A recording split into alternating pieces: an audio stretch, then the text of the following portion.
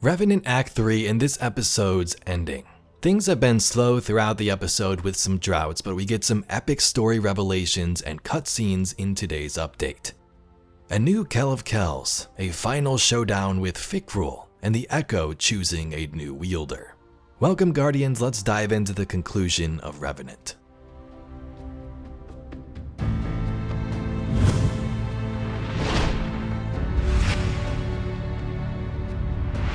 At the end of Act 2, we freed Aramis to help us find a way to use the Echo and take Fikrul out once and for all. The quest begins this week in the city, where Ido and Aramis speak about the Guardians' next move. There might be a way to reverse Fikrul's Echo power. We learn that with the first Echo, Maya Sundaresh was able to alter the flow of radiolaria and how it worked. It's believed that we can do the same with Fikrul's Echo and this ether. Maybe we can even craft a tonic. Now I normally play some of the dialogue with my first couple of clips here. The game capture card messed up and made everything 2 times fast, but I explained everything you needed to know. We then jump into the new Kells Fall Exotic mission, where we infiltrate Fikrul's stronghold here in the reef. As we fight throughout, old enemies are revived and we face them as we transport through different mirrored dimensions. Araskis, the Mindbender, the Hangman. But each time we take one of these bosses out, Fikrul just uses the power of the Echo to revive them. Targeting civilians. As an elixir, I am not surprised he revels in these atrocities.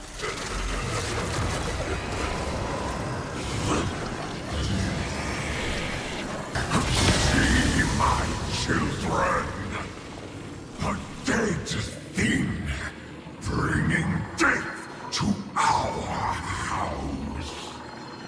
But we fear it no more. We are finally beyond its violence. Our first run through the mission was unsuccessful in achieving anything involving Fikrul, but we're beginning to gain some more knowledge. Soon, he will bow to Fikrul, life-bringer. Unfortunately, we're no closer to ending Fikrul, or curing my father's curse. Have patience, daughter. We must know our enemy before we defeat them. And the Guardian has discovered much of value this day. Now we just need to locate the lost apothecary, and we'll have all the tools to finish the job. Here's the next plan. We learn that Ido is close to creating a tonic that can alter the polarity of ether. The issue is the ingredients existed on old Rees, and those plants are not here on Earth. So in order to get what we need to go back into Fikrul's keep and find an apothecary from the Elixni that Fikrul has imprisoned. Records from old Rees name the plants required. Organisms genetically cultivated over centuries by eco-splicers. With fragrances and colors that have yet to exist on your drab little planet.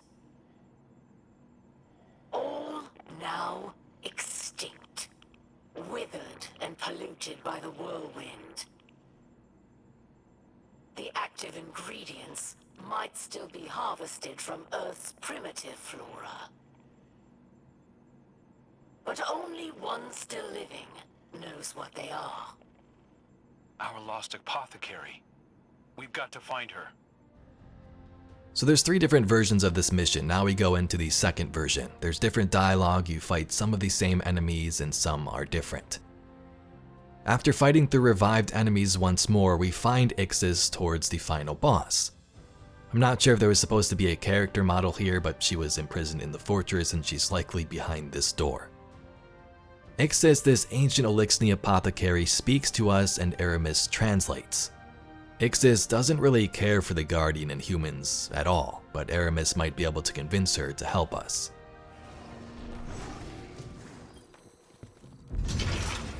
It's the apothecary. You've done it, machine spawn.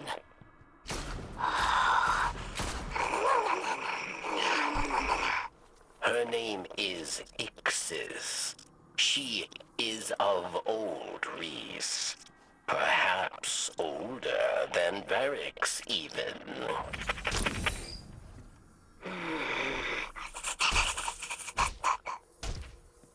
She's grateful for your help, but does not count any human as an ally.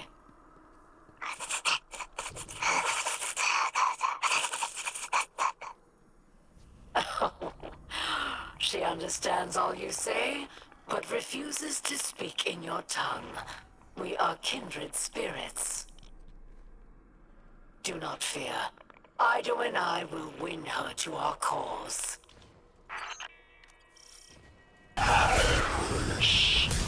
We are beyond death. Fear nothing, my children. For your father is Kell of Kells. This is a big deal, Guardian. The apothecary was our last missing piece. Hopefully she'll put Ido's tonic over the top. Next time we come back here, it'll be to finish the job. So now Ido is successful in creating a tonic that can alter Fikrul's dark ether, making him a normal elixir for a short period of time. Then we can inject this paracausal device and do the job, take him out for good. Throughout these final quest steps though, Mithrax begins to go a little crazy from the curse of Nezarec. He says, "Take me into the mission with you. I'll end this and take over once and for all." This seems like a bad idea, of course, and Ido says that she sedates him and puts him to sleep. But when we start the third and final mission for Kells Fall here, Mithrax is awake and he's here with us. Lightbearer, I feel your power. A familiar tingle in this splicer gauntlet. Father? What are you doing on this channel? I hear screams wrenched from the throats of the Scorn. Oh, I smell their sweet rot. Mithrax, Kell! Stay where you are. I'm coming. Take me with you, emissary of pain.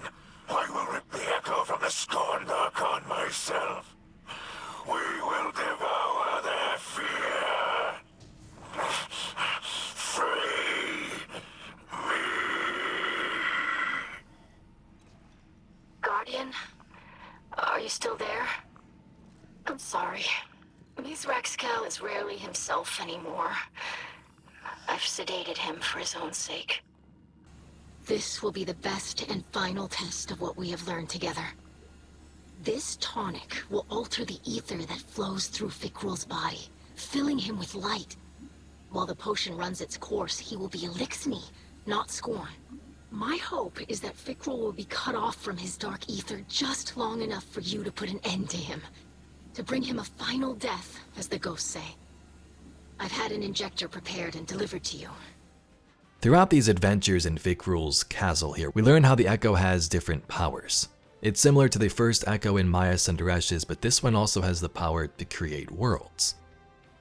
In the final boss room, the Guardian confronts Fikrul for the final time, injecting the paracausal device and tonic into him to stop this dark ether and make him Elixni once more, allowing us to take him out for good. Here's the cutscene and final moments, and then I'll talk about it afterwards.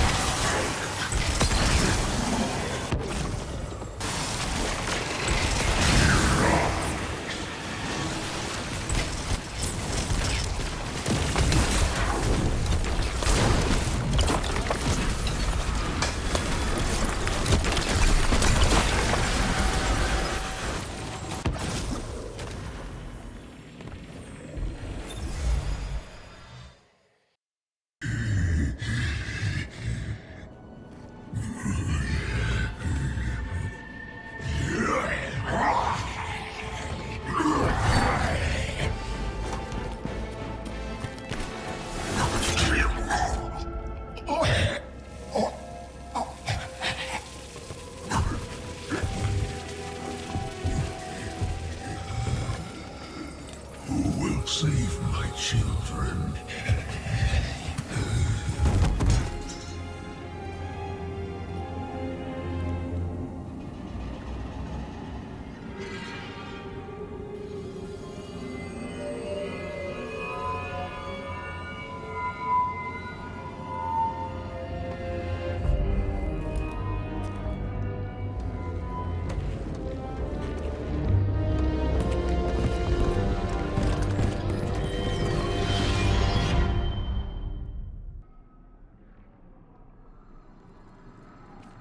Old Reese. The Reese of my youth.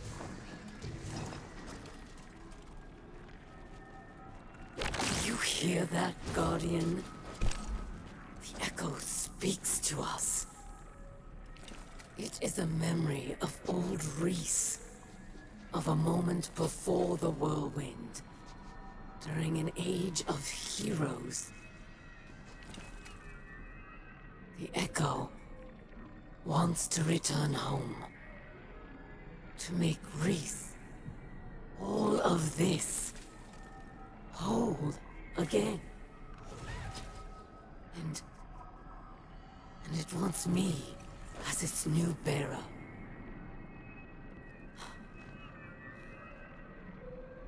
I accept. But I have conditions.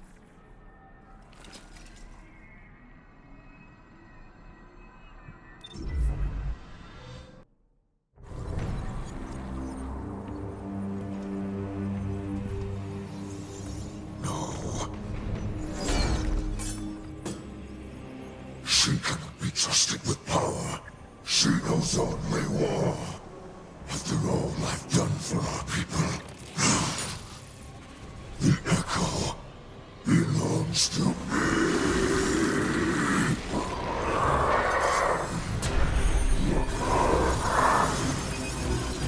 I alone am Kell of Kells. First and last, there are no others.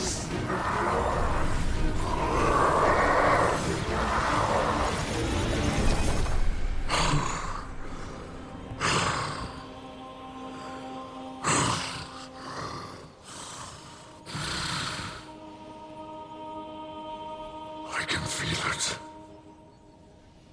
The light flowing through me once more.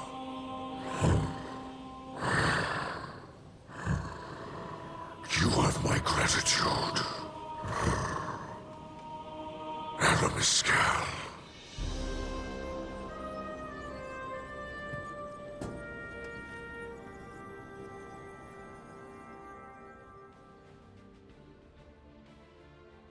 So that was pretty crazy and, in my opinion, a great conclusion to this episode. Fikrul gets killed by the Guardian, we actually do something in a cutscene for once. And Mithrax emerges with his curse of Nezarec looming over him. He wants to claim the power of the Echo for himself.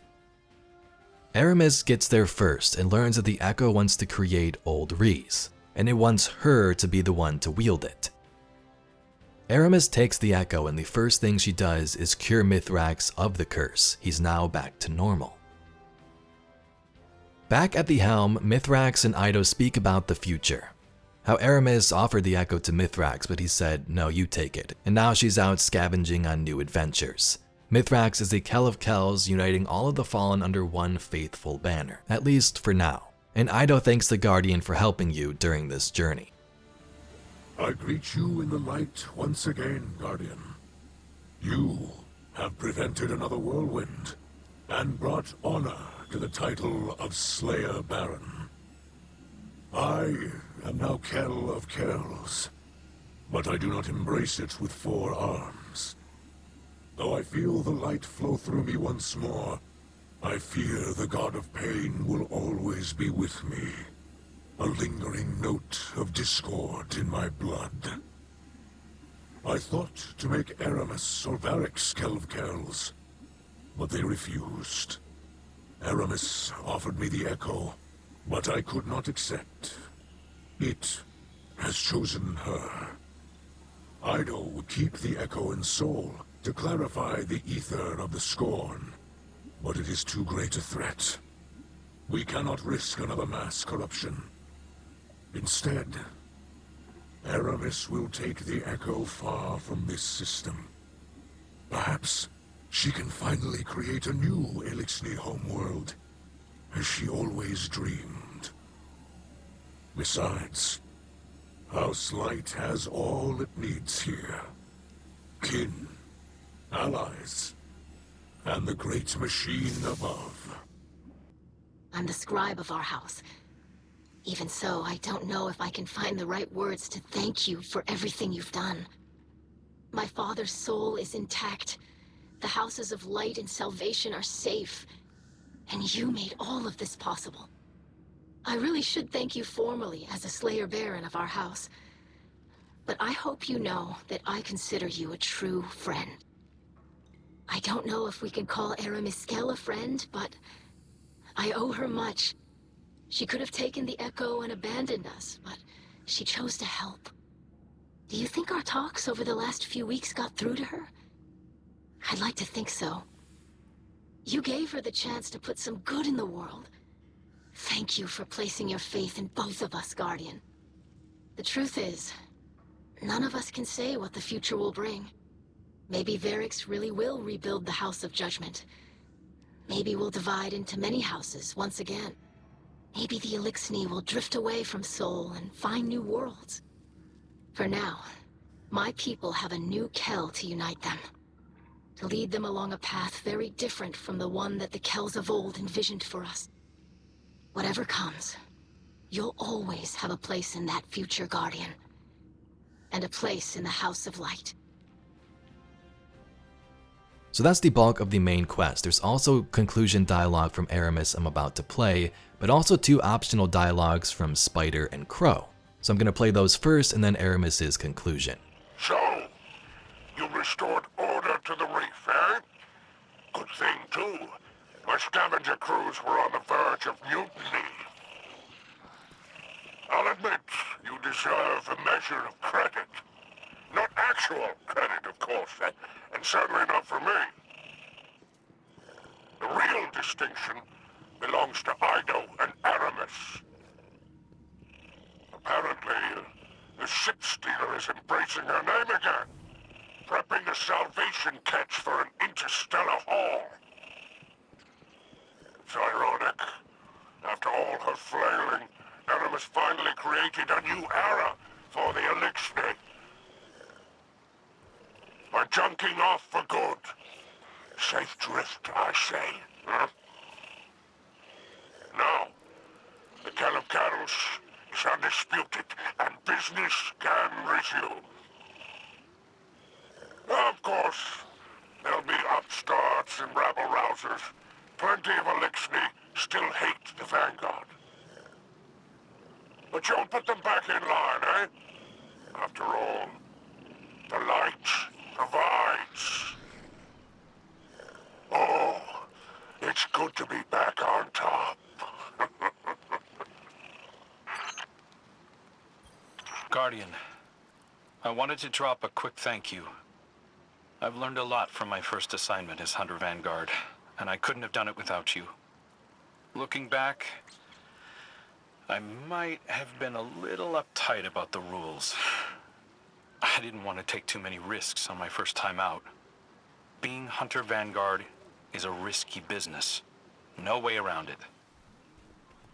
I'm sure Cade would agree. And our riskiest move of all, setting Aramis free, ended up being our saving grace. The Echo chose her to cure Mizrax Kell and rebuild Old Reese. Her devotion to her people outweighed her hatred of humanity after all.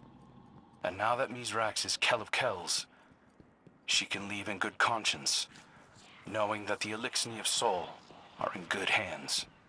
Of course, that still leaves the city leaders. They're pretty upset that Aramis is in the wind. But they'll forget about her soon enough. Not me, though. I'll remember her as an unrelenting headache who helped put Uldren's most desperate mistake to rest. and changed the course of Elixni history forever. I... Machine spawn. This is Aramis of No House, Echo Bearer, and Voice of Reese. I reach you from the outer edges of Seoul, where I am departing this war-torn slum forever. That I leave my people under your blithe tyranny shall be another of my unavoidable regrets. The Echo believes I am still worthy, but I am not so certain. I've been drifting for so long now. I barely remember who I was in this place. The Kell I am now has scars, faults, debts to repay. I've made so many compromises. Can I truly say I am of old Reese? Ida would have me stay, of course, using my new power to reclaim Scorn from the darkness. But the Echo calls me home. Its song resonates through every drop of my being. It sounds like gusts of ether flowing through canyons, roiling as clouds and condensing as dew, nourishing a paradise safe from humanity and the great machine. My kin will once again be weavers and dancers, instead of the scrabbling insects you made us. Soon enough, the machine spawn will be no more than a legend to frighten hatchlings. I shall build a new life with my family, and think of you no more. So that was pretty strong and epic from Aramis there. She's like, yeah, I have the power of this Echo, I'm gonna leave Seoul once and for all, forget about everything that happened here, and try and make a new world somewhere else. Will she reclaim Reese with the power, or will she build a new Elixni home? Either way, her story has been wrapped up, and some of these big plot threads from the Light and Darkness saga are now closed. A funny thing you might notice though, if you head back down to the jail cell room, Aramis is still in there for some reason. Of course, it's a glitch, but I thought that was pretty funny. Anyway, Guardians, that's all we got for today's video, a conclusion of episode Revenant's story. Let me know how you feel about it in the comments down below. Personally, the droughts between the days and weeks in between content kind of sucked, but if we bunched it all together and looked at it that way, I think we have a pretty cool story here.